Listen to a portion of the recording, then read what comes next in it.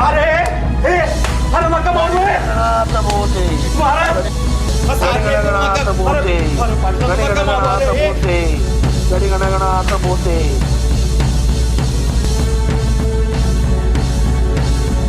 अरे असा अन्याय नका करू अरे नका मारू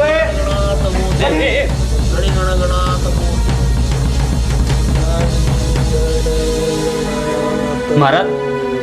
महाराज चुकलो आम्ही एवढं मारलं तरी तुमच्या अंगावर ओळ नाही